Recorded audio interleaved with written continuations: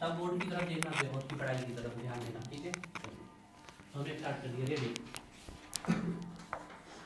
Madam topic कौन पढ़ा रहे थे? इंग्लिश। ठीक है, पढ़ा। पूछ लेना, बताइए नहीं आए तो, ठीक है। बताओ लोगे, पूछ लेना। आइए तुम यहाँ आओ तो।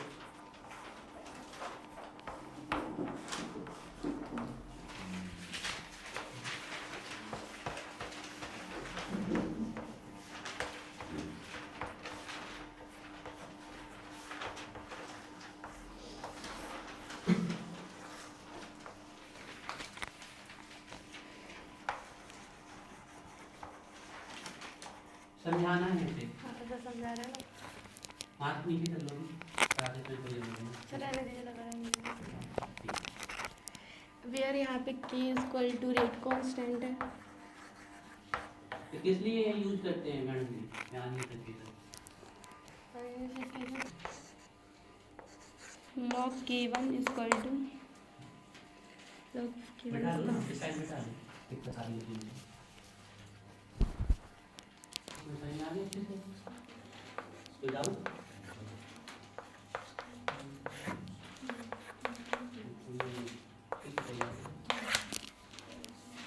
सब हो गया। किसकी वैल्यू पता होगी तो क्या डिटरमाइन कर लेंगे? तो यहाँ पे k1 और k2 हाँ, और यहाँ पे t1 और t2 की तो वैल्यू। क्या पता चल जाएगी हमें? तो यहाँ पे एक्टिवेशन एनर्जी आरटी तो लिखी नहीं आपने? कहाँ पर? यहाँ हाँ 2.03 आरटी। अब एक बार बच्चों से पूछो किसको समझ में आया? किसको नहीं आया इसको आगे बता दो। ये वाला नहीं आया समझ। हाँ आज इसका और देख लो गलती, इसको देख लिया। गाली मैडम जी को वापस, क्या और पूछना है कुछ?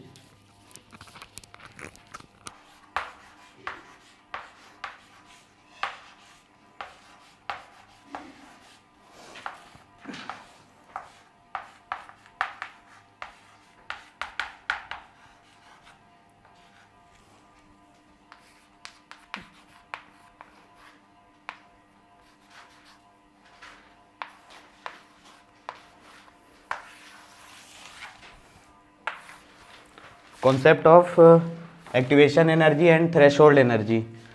तो first we know about threshold energy. Threshold energy की डेफिनेशन लिखेंगे, the total amount of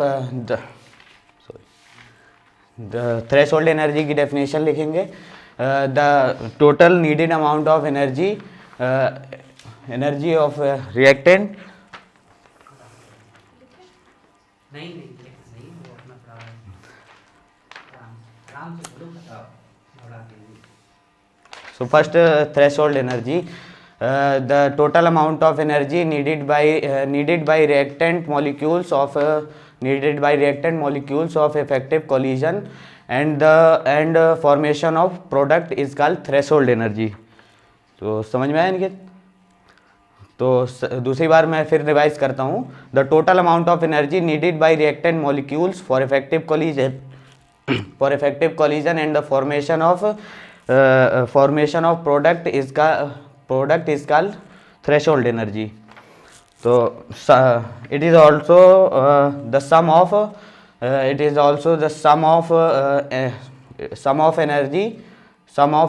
energy of reactant and activation energy. So threshold energy ETH is equals to energy of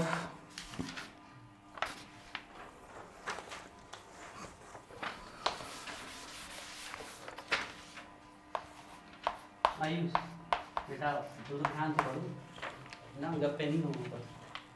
threshold energy is equals to energy of reactant and the sum of energy of activation energy. Second, we know about किसकी एक बार बता दो। Yes sir बताए दे. The total amount of energy needed by reactant molecules for effective collision and the formation of product is called threshold energy. Effective collision मतलब क्या है sir? Sir पूछिए मत सर, आप ना पूछिए सर, इनको पूछने की. पूछो थोड़ा बहुत तो। इफेक्टिव कोलिजन अरे लो. यही हो गया उसमें रिपोर्ट। इफेक्टिव कोलिजन क्या होता है? सर इफेक्टिव में कोलिजन मतलब टकराना है, कोलाइड करना, जो उस पर टकराव होता है उसको इफेक्टिव कोलिजन कहते हैं. तो वो तो ठीक है आपको समझ आगे आप क्या. आगे तो ये ETH equals to energy of reactant plus energy of activation energy. Second we know about activation energy.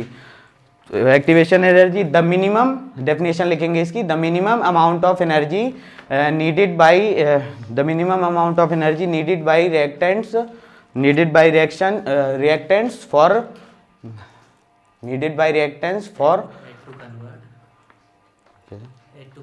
as to convert their energy to the equal to sum of equal to threshold energy. threshold energy तो sir दोबारा बता देना जी. तो सेकेंड definition है activation energy की. Activation energy the minimum amount of energy needed by reactants as to convert their energy to threshold energy. So activation energy is equals to EA is equals to E energy of threshold energy minus energy of reactant.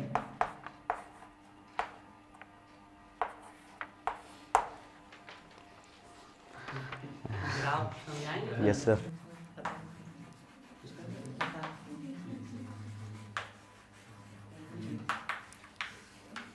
लड़की कौन आना चाहती है? So today we will study about rate law and rate constant. तो basically इसमें आपको ज़्यादा मतलब टेंशन लेने की ज़रूरत नहीं है, ये एक थ्योरेटिकल कॉन्सेप्ट है. तो ये हमारे जो दो साइंटिस्ट वगैरह थे, एक तो वो वागे था जो जा चुके हैं अपने दुनिया से, तो उनके बारे में ज़्यादा सोचने की ज़रूरत नहीं. बस उन लोगों ने एक कॉन्सेप्ट बताया था अपन को कि मतलब जो स्टोकियोमेट्री, मान लीजिए हम एक इक्वेशन आपको देते हैं, मान लीजिए ये आपकी एक इक्वेशन है जो जाती है एक प्रोडक्ट में. तो जो गुल्डबर्ग और वागे जो साइंटिस्ट थे हम लोगों के, उनने बताया कि जो ये वैल्यू होती है स्मॉल a जो दिया है वो स्टोकियोमेट्रिक कोएफिशिएंट है, जो कि स्टोकियोमेट्रिक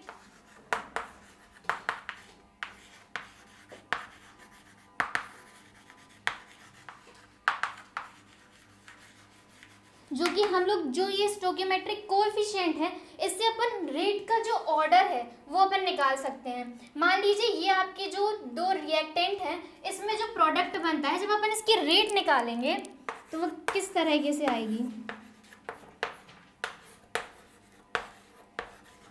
अब इसमें से अगर आपको कोई कह दे कि इसकी ऑर्डर क्या होगी, तो इसका ऑर्डर जो होगा वो सम होगा दोनों का. जो इसमें जो पावर होगी आपको कुछ नहीं देखना, सिर्फ जो इसकी जो पावर होगी वो अपन को देखना है. तो अब बात करते हैं रेट लॉ के. पहले अपन डेफिनेशन की बात कर लेते हैं. तो इसमें आपको रटना नहीं है, हम आपको एक इक्वेशन लिख के देते हैं, उसके हिसाब से आप डेफिनेशन कर सकते हैं.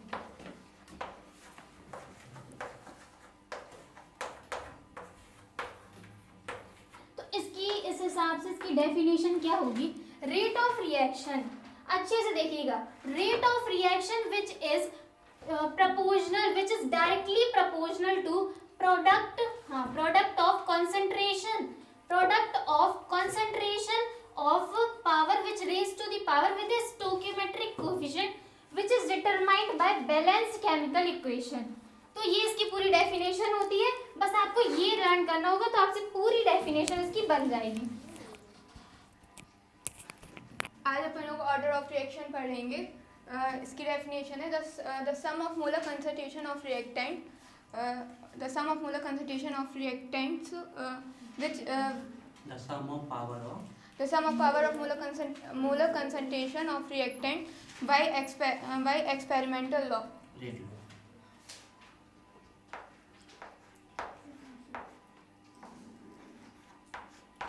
हाँ तुम लेफ्ट से लिखती हो राइट से? लेफ्ट। अच्छा लेफ्ट से लिखती हो। छोड़ रहे हैं मम्मी 2 मिनट में। आज रुक जाओ देख कर। हाँ भी वो मैं जाने का यहाँ साफ सफाई करनी है। जाओ चलिए। पानी की होता है है। ये रेट लॉ मास से लिखा है। हाँ। और अब इस रेट पर तो नदी का है रेट प्लस नहीं इनटू लगाओ। यहाँ इनटू लगाओ प्लस नहीं। हाँ ये एक्सपेरिमेंट बाय रेट लॉ से लिखा गया। अब इसकी प्रॉपर्टीज बताई दे रहे हैं। इसमें जितनी भी वैल्यूज होती हैं वो सब पॉसिबल हैं और इससे अपन लोग रेट ऑफ रिएक्शन डिटरमाइन कर सकते हैं। जैसे कि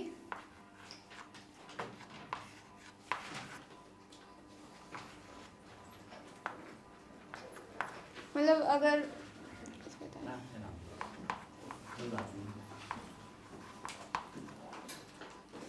ये अपना कांस्टेंट आ रहा रेट, अगर ये रेट कांस्टेंट आ रहा तो मतलब अपन की जो वैल्यू है n वो 0 ली अपन ने, और अगर अपन लोग उसको डबल कर रहे हैं और ये भी डबल आ रहा रेट, तो ये जो n है तो वो अपन ने 1 लिया। और अगर रेट अपन ने डबल की और मतलब कंसंट्रेशन ऑफ रेट डबल किया और रेट अपना 4 टाइम्स डाला, मतलब जो अपना n है वो अपन ने 2 लिया। तो क्वेश्चन तो पूछ लो मैडम, ना बैग बंद हो गए थे, आप पढ़ा रही थी। बैग क्यों बंद कर लिए थे हमने? कर दो 2-4 लोगों के बैग बंद हो गए, एक की कॉपी आधी अंदर गई, हमने देखा तो वापस आ गई। रेट 4 टाइम्स कब होगी? पूछो आदित्य से पूछो। आदित्य रेट 4 टाइम्स कब होगी? और 3 टाइम्स जब ऑर्डर 2 होगा कंसंट्रेशन डबल करेंगे। डबल। ये होगा आंसर। जानवी से सौम्या से पूछो और संजय से पूछो। सर हम पढ़ रहे हैं। सौम्या संजय से पूछो बस, संजय से पूछ ही क्वेश्चन। संध्या, अगर अपन लोग मतलब रेट 3 टाइम्स कब होगी? 8 टाइम्स। सॉरी, पावर 3 होगी, ऑर्डर 3 होगा। ऑर्डर 3 होगा और कंसंट्रेशन कितना? हाँ, और तुम बताओ कांस्टेंट कब होगी? कांस्टेंट जब 0 लेंगे अपन तो कोई चेंज ही नहीं होगा, तो कांस्टेंट तो ऑर्डर 0 होगी। हाँ, ऑर्डर 0 होगा।